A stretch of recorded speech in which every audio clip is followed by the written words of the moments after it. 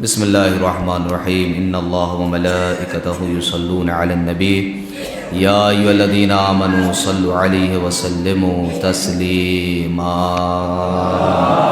اللہم صل علی محمد وآلہ۔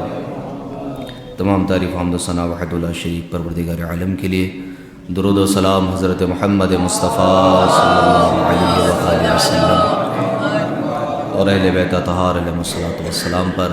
مومنین اکرام، سلام علیکم ورحمۃ اللہ وبرکاتہ۔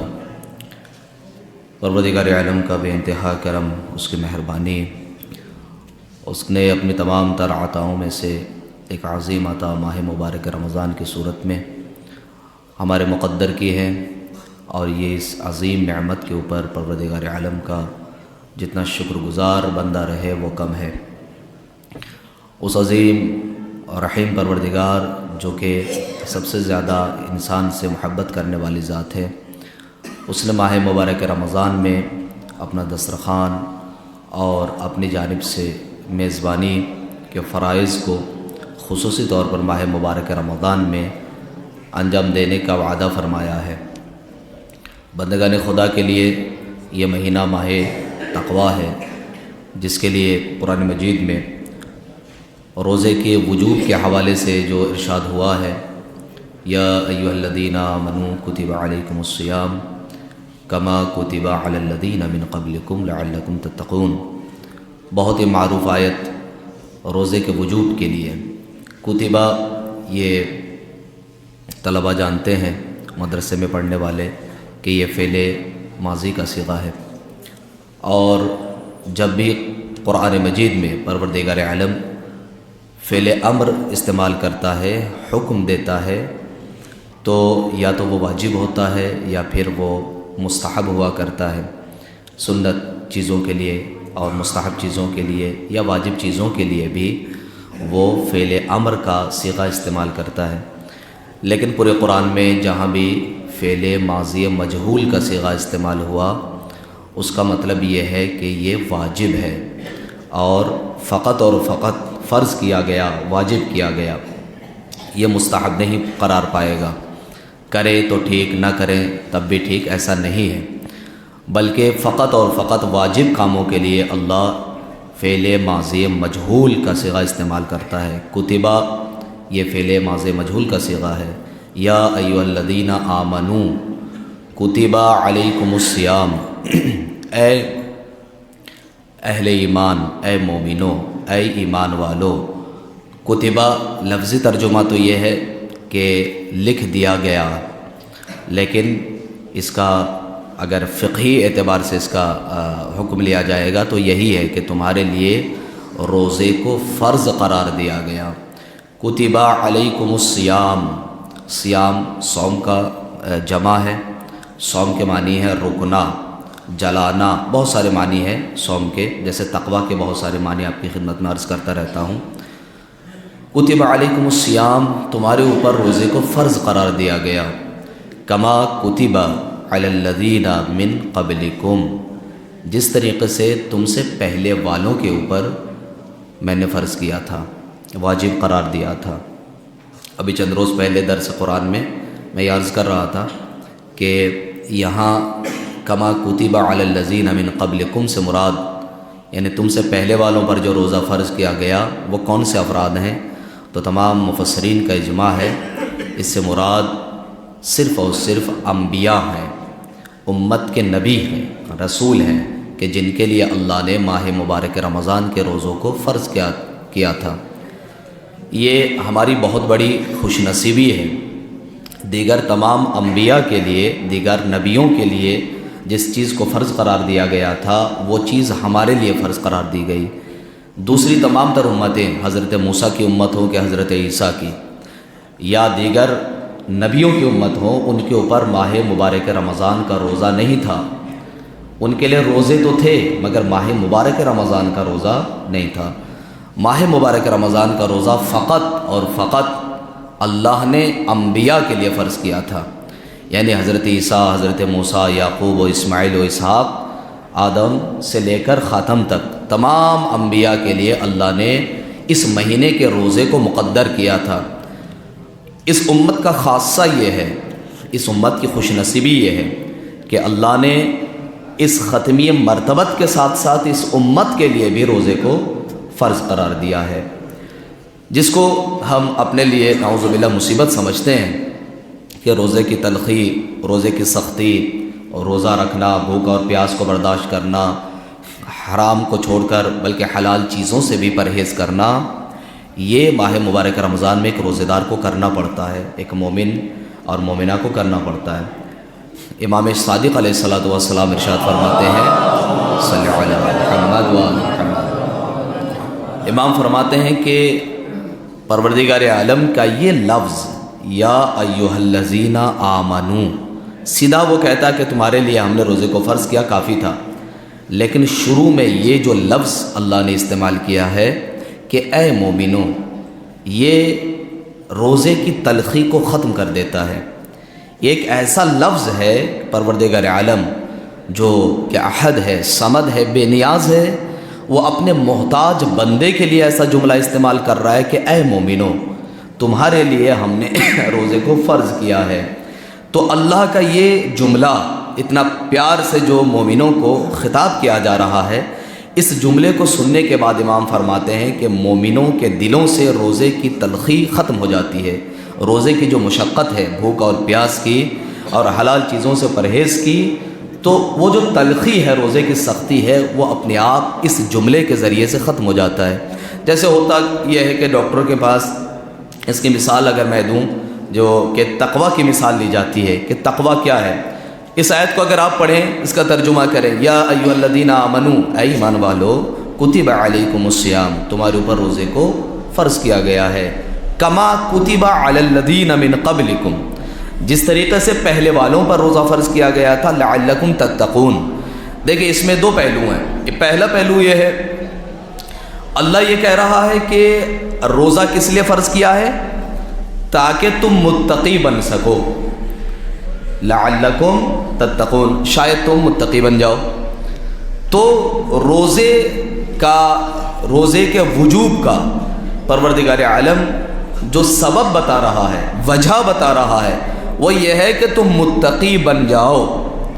روزہ رکھنے سے انسان متقی بنے گا۔ پھر قرآن مجید کی دوسری آیت آپ اٹھا لیں کہ جہاں ارشاد ہوتا ہے انما یتقبل اللہ من المتقین، کہ اللہ فقط اور فقط مومنین متقین کے اعمال کو قبول کرتا ہے۔ اگر متقی ہو تو تمہارے اعمال قبول ہیں۔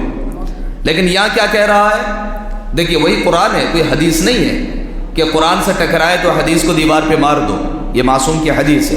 وہ فرماتے ہیں کہ میرے اگر ہماری احادیث تم تک پہنچے اور وہ قرآن سے ٹکرائے تو گویا کہ وہ ہماری حدیث نہیں ہے، اسے پھینک دو، رد کر دو، نہ مانو۔ یہ قرآن ہے۔ ایک طرف اللہ یہ کہہ رہا ہے روزہ رکھو تاکہ تم متقی بنو، دوسری طرف یہ کہہ رہا ہے اگر تم متقی نہیں ہو تو تمہارے اعمال قبول نہیں ہیں۔ تو اس کا مطلب یہ ہے کہ اگر متقی نہیں ہے تو روزہ ہی قبول نہیں ہے۔ بر روزہ بھی تو عمل ہے، جیسے نماز ایک عمل ہے، حج ایک عمل ہے، ایسے ایک عمل کا نام روزہ ہے۔ تو جب بغیر تقویٰ کے اعمال قبول نہیں ہیں تو پھر تقویٰ تو پہلے چاہیے، روزے سے پہلے ہی تقویٰ چاہیے۔ اللہ جو کہہ رہا ہے روزہ رکھو تاکہ متقی بنو، اور یہ جو روزہ رکھیں گے ہم تو کیا بغیر تقویٰ کے رکھیں گے؟ ایک سوال ہے، اگر سوال سمجھ میں آ رہی ہے تو ایک صلوات پڑھ دیں محمد و آل محمد۔ اب دیکھیں اس باریکی کو سمجھیں۔ اللہ یہ کہہ رہا ہے روزہ رکھو تاکہ متقی بنو، تو اس کا مطلب کیا روزہ جب ہم رکھ رہے ہیں تب ہم متقی نہ بنیں؟ کیا اس روزے کے لیے تقویٰ شرط نہیں ہے؟ بالکل شرط ہے، اس لیے کہ دوسری آیت یہ کہہ رہی ہے کہ اگر تقویٰ نہ ہو تو اعمال قبول نہیں ہے۔ تو تقویٰ پہلے، پھر روزہ، پھر اللہ یہ کہہ رہا ہے کہ تاکہ متقی بنو۔ کیا وجہ ہے؟ سبب کیا ہے؟ کہنا کیا چاہ رہا ہے پروردگار؟ یعنی تقوی کے منازل ہیں۔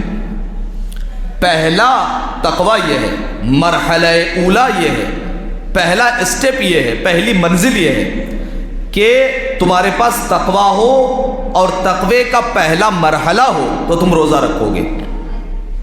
اگر تقویٰ ہے تو تم روزہ رکھو گے۔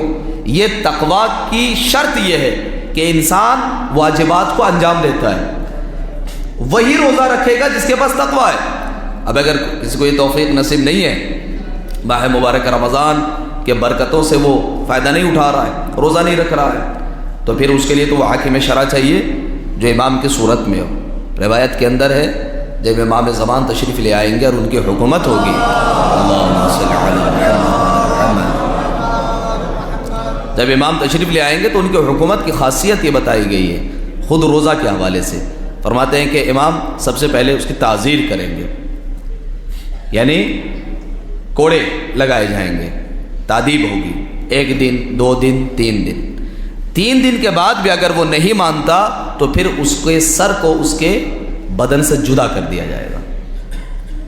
جو واجبات الہی پر عمل نہیں کرے گا، امام زمان کی حکومت میں ان کا قانون یہ ہے کہ اگر کوئی روزہ نہیں رکھے گا تو اس کے سر کو تن سے جدا کر دیا جائے گا، اتنی سختی ہے۔ اور کبھی آپ کی خدمت میں عرض کیا کہ اگر کوئی جوان یعنی حد بلوغ تک پہنچ جائے اور اس کو واجبات اور محرمات کا علم نہ ہو تو وہ بھی امام کی حکومت میں زندہ نہیں رہ سکتا، یعنی بالغ بھی ہو جائے اور اس کو نہ حلال کا پتہ نہ حرام کا پتہ، واجب کا پتہ نہیں ہے اور حرام کا نہیں معلوم ہے، تو امام کی حکومت میں زندہ رہنے کا کوئی حق اس کو نہیں ہے۔ تو اگر کوئی اس سے محروم ہے، کوئی نہیں رکھ رہا ہے، تو امام جب تشریف لے آئیں گے، جتنا امام رؤوف ہے، رحیم ہے، اتنے امام احکامات الہی کے لیے سخت ہیں، عادل ہیں۔ خود پہلے امام کے بارے میں ملتا ہے کہ امام کو عدالت کے سبب امام کو شہید کر دیا گیا۔ تو آپ کیا سمجھتے ہیں جو پہلے امام کی صفت ہے وہ آخری امام کی نہیں ہے؟ یقیناً ہے، بلکہ اس سے سخت ترین عدالت میں صفت کا اظہار کریں گے آخری امام۔ کیوں؟ اس لیے کہ امام کو وہ پورا ماحول ملے گا حکومت کے لیے جو کہ پہلے امام کو نہیں ملا۔ آخری امام کو وہ تمام تر حکومت کے وہ تمام تر آسانیاں فراہم ہوں گی جو ایک حاکم کے لیے چاہیے ہے، ماحول فراہم ہوگا۔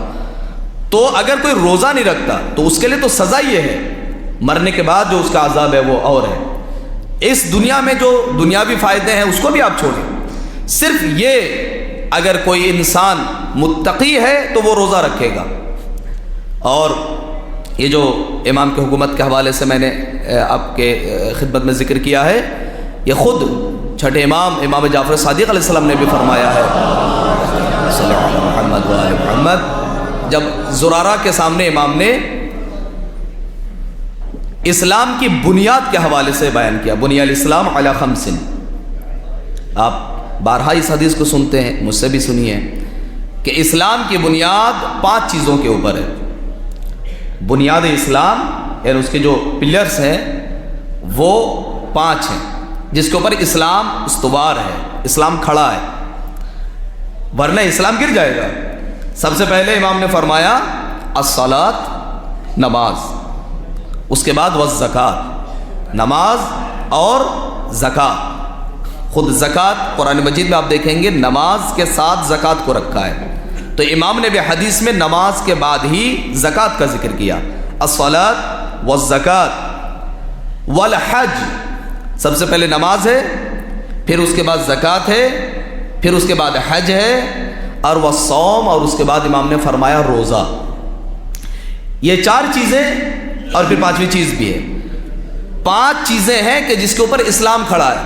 اب کوئی نمازی ہو، کسی نے حج کر لیا ہو، زکوٰۃ ادا کرتا ہو، لیکن وہ روزہ نہیں رکھتا، کیا ہے پھر؟ اس کا مطلب یہ ہے کہ اس کے اسلام کی جو عمارت ہے اس کی آدھی چھت گر گئی ہے، اس کی آدھی چھت نہیں ہے، اس کی بلڈنگ کی آدھی چھت غائب ہے، اس لیے کہ اسی کا حصہ ہے۔ جس طرح نماز ہے، زکوٰۃ ہے، حج ہے، ایسی روزہ ہے۔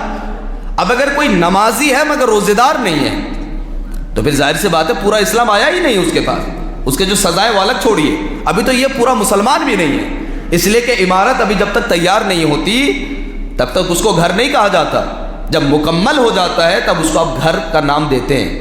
یہ عمارت اس وقت مکمل ہے جب یہ 5 بنیاد ہو۔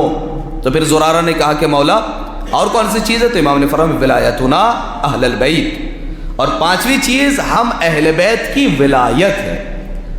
اور پھر زرارہ نے اللہ رحم کرے ایسے راویوں کے اوپر کہ جو وقتاً فوقتاً ایسے سوالات کرتے تھے تو ہم تک یہ باتیں پہنچتی تھیں، ورنہ امام تو کہہ کے رک جاتے، لیکن یہ اس راوی نے جب بات کھولی تو ہم تک وہ بات پہنچی۔ تو راوی نے پوچھا زرارہ نے کہ مولا ان میں سے افضل ترین چیز کیا ہے؟ تو پھر امام نے فرمایا ولایتنا افضل، کہ ہماری ولایت سب سے افضل ترین ہے۔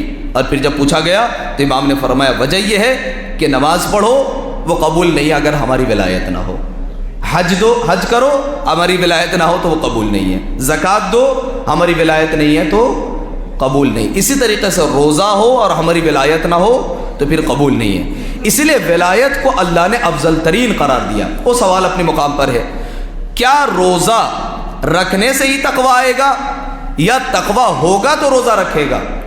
دونوں آیتیں موجود ہیں۔ تو پہلا اسٹیپ یہ ہے، مرحلہ اولا یہ ہے، اگر ہلکا پھلکا بھی تقویٰ ہوگا تو انسان روزہ رکھے گا، اور جب روزہ رکھے گا تو اس کے بعد جو اللہ کہہ رہا ہے لعلکم تتقون، یہ وہ تقویٰ ہے جو پھر بلند منزل ہے، اونچی منزل ہے، یہ آگے کی سیڑھی ہے کہ جب مختصر تقوی کے بعد تم نے روزہ رکھا تو اب تو صرف واجب چیز کے اوپر تم نے عمل کیا ہے۔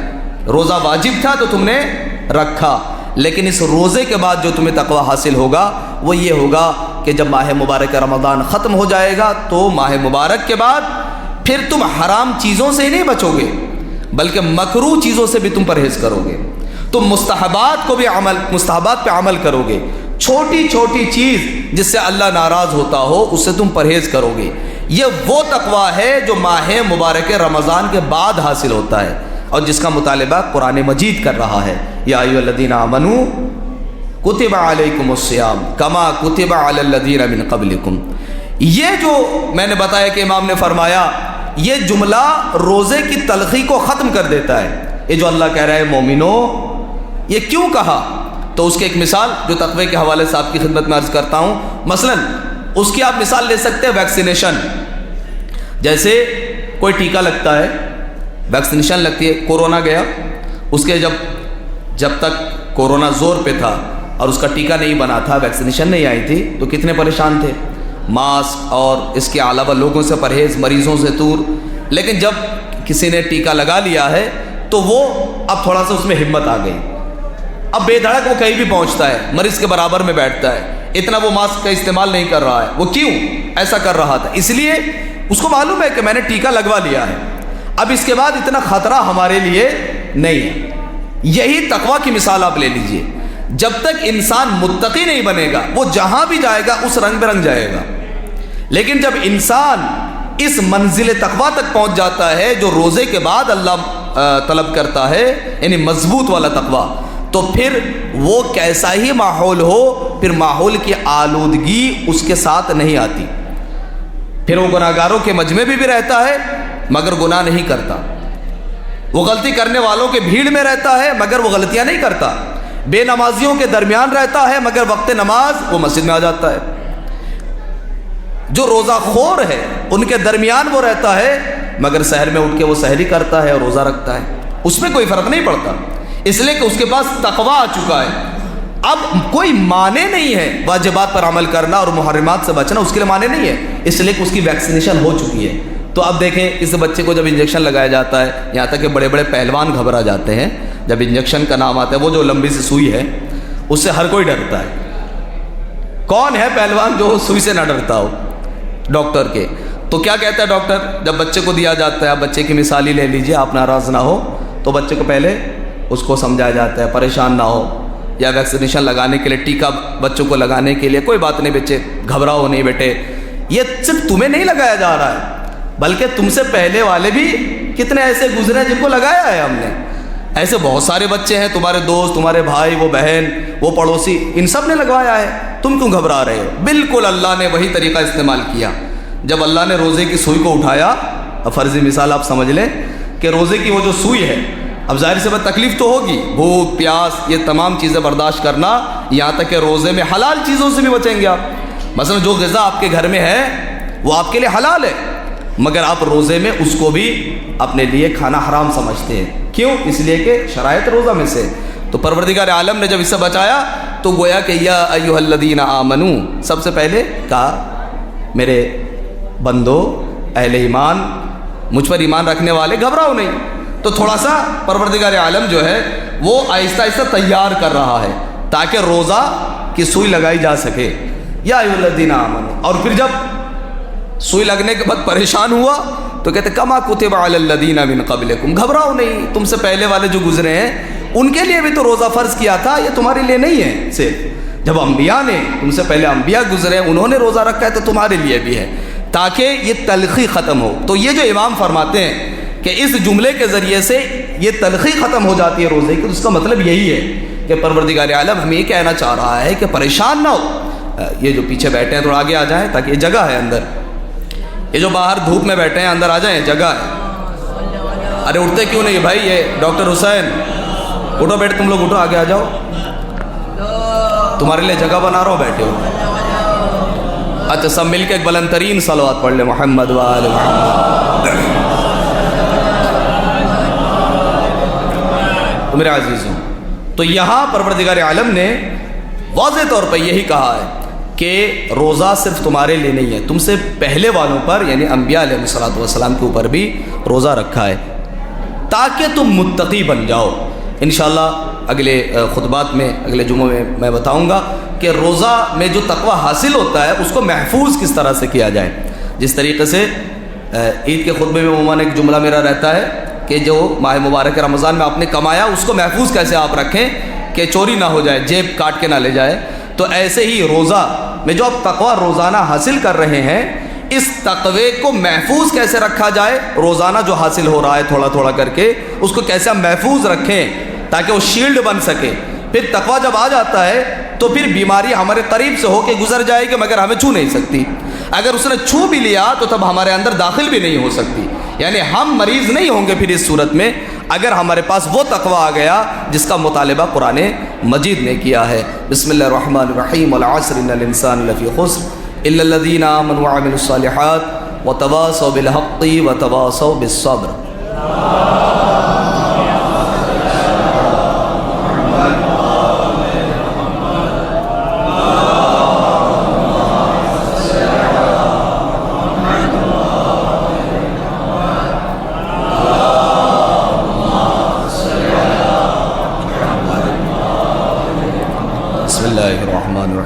الحمد للہ الذي لا الہ الا هو الحلیم الکریم غافر الذنب وقابل التوب وهو الغفور الرحیم. سبحان من سبقت رحمت غضبه وبسط اليدين بالرحمہ.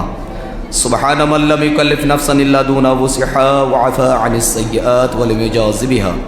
سبحان من لا يزداد على معاصي العباد الا كرما وجودا وعلى كثرة الذنوب الا عفوا صفحا. نشهد ان لا اله الا هو العطوف على العباد بجوده والعباد على المذنبين بحلمه. ونشهد ان محمدا النبي وحبيبه وسيد المرسلين وشفيع المذنبين بعث رحمة العالمين صلى الله عليه وآله الداعين الى سبيل الله بالحكمة والموعظة الحسنة قادة الامم واولياء النعم ومعدن الرحمة. اوصيكم عباد الله بالتوبة عما سلف من ذنوبكم والانابة عن الاوزار التي اثقلت ظهوركم فإنه تعالى كريم بكم رؤوف عليكم يقبل اليسير ويعفو عن الكثير. قال الله تعالى وقوله الحق توبوا إلى الله توبة نصوحا عسى ربكم أن يكفر عنكم سيئاتكم ويدخلكم جنات تجري من تحتها الأنهار. بسم الله الرحمن الرحيم. إن الله وملائكته يصلون على النبي يا أيها الذين آمنوا صلوا عليه وسلموا تسليما. صل على محمد وآل محمد. ذیل میں 2-3 باتیں آپ کی خدمت میں عرض کرنی ہے کہ ماہ مبارک رمضان میں کچھ ایسے امور ہیں کہ جس کو کرنے سے ہم زیادہ فائدہ حاصل کر سکتے ہیں. ان میں سے پہلی چیز ہے تلاوت قرآن، قراءت قرآن، قرآن مجید کا پڑھنا. اس لیے کہ روایت کے اندر یہ ہے کہ اس مہینے میں جس نے ایک آیت کی تلاوت کی اس نے ختم قرآن کر دیا. ایک طرف مکمل قرآن کا پڑھنا، اور خطبہ شعبانیہ کے اندر بھی اس کا ذکر موجود ہے کہ جس نے ایک آیت، اور اس کے لیے علماء بہترین جملہ استعمال کرتے ہیں کہ ایک خط ایک ختم کے برابر، یعنی ایک لائن ایک ختم قرآن کے برابر، ایک خط قرآن ایک ختم قرآن کے برابر ہے۔ یعنی صرف ایک آیت آپ پڑھیں تو پروردگار عالم اس مہینے کی برکت سے وہ جب دینا چاہتا ہے تو پھر اس کا خزانہ کھل جاتا ہے۔ ایک ختم قرآن فقط ایک آیت کے اوپر 6666 آیات جو قرآن کریم میں موجود ہیں، کم و بیش جو مشہور ہے یہی ہے، تو 6666 آیتیں جو قرآن مجید میں موجود ہے، اگر کوئی ایک مرتبہ ختم قرآن کرتا ہے تو گویا کہ اس نے 6666 مرتبہ قرآن مجید کو ختم کر دیا ہے۔ تو ایک ختم قرآن کا ثواب بھی کتنا ہے وہ آپ بہتر جانتے ہیں۔ تو ایک آیت، تو گویا کہ جب ایک آیت سے ہمیں پورے قرآن کا ثواب مل رہا ہے تو اس ماہ مبارک میں کتنے انسان کو قرآن سے لگاؤ رکھنا چاہیے، تلاوت کرنی چاہیے۔ اس مہینے کا جو تعارف اللہ نے قرآن میں کیا ہے تو وہ روزے سے نہیں کیا۔ ہم سمجھتے ہیں اس مہینے میں سب سے بڑی چیز روزہ ہے، اللہ کی نگاہ میں اس مہینے میں سب سے بڑی چیز روزہ نہیں ہے، ورنہ روزے کے ذریعے سے اس مہینے کا تعارف ہوتا، لیکن روزے کے ذریعے سے اس مہینے کا تعارف نہیں کیا گیا۔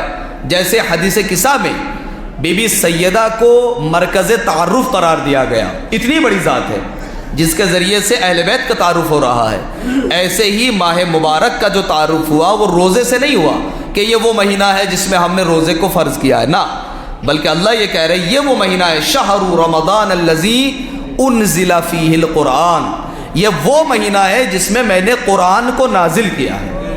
یعنی اس مہینے کا تعارف روزے سے نہیں ہوا، اس مہینے کا تعارف قرآن سے ہوا ہے۔ تو جب اللہ جس مہینے کا شہر اللہ جو کہ اللہ کا مہینہ ہے، خاص مہینہ ہے، اس مہینے کا تعارف قرآن کے ذریعے سے، اس کا مطلب یہ ہمیں متوجہ کیا جا رہا ہے قرآن سے نہ غافل بنو۔ قرآن تمہارا شفیع اس وقت تک ہے، جو ہمارا ایک نظریہ ہے نا کہ اہل بیت ہماری شفاعت کریں گے، یقیناً کریں گے، شفاعت کا کوئی عقیدہ نہیں رکھتا وہ شیعہ ہی نہیں ہے، چھٹے امام کی حدیث ہے، تو ظاہر سی بات ہے کہ شفاعت بہت اہم ہے، لیکن کس کے لیے یہ شفاعت ہے؟ کس کے لیے؟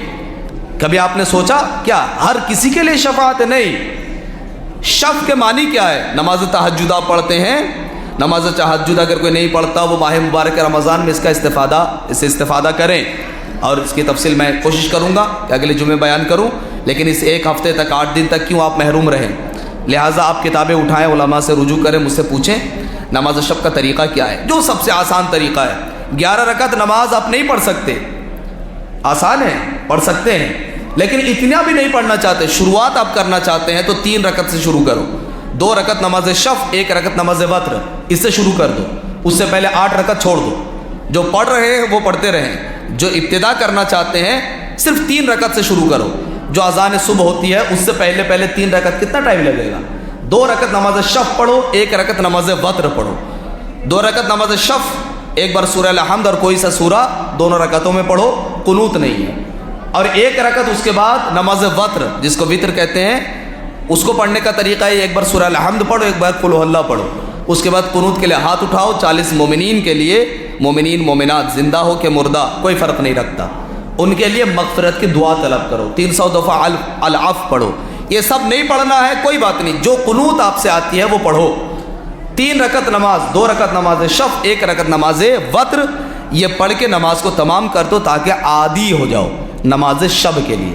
اور ہر کوئی روزے دار جتنے بھی ہیں اور وہ لوگ جو روزہ نہیں رکھتے، یعنی ان کے بات نہیں کر رہا ہوں کہ واجب ہے اور نہیں رکھ رہے ہیں، بلکہ بیمار ہیں، کسی سبب سے وہ روزہ نہیں رکھ پا رہے ہیں، تو ان کے لیے بھی ہے کہ وہ نماز صبح کے لیے تو اٹھتے ہیں، تو گھر والے جب جاگتے ہیں تو ظاہر سی بات ہے سبھی جاگ جاتے ہیں، تو فائدہ اٹھائیے، سحر کے موقع پر 1-2 گھنٹے آپ جاگ رہے ہوتے ہیں، اور صرف کھانے کے لیے کتنا ٹائم چاہیے؟ 15 منٹ کھانے کے لیے چاہیے، 20 منٹ، آدھا گھنٹہ زیادہ ہی کوئی اگر کھانے والا ہو، آدھا گھنٹے تک وہ روٹی چباتا رہے، لیکن اس کے بعد 1.5 گھنٹے آپ کرتے کیا ہیں؟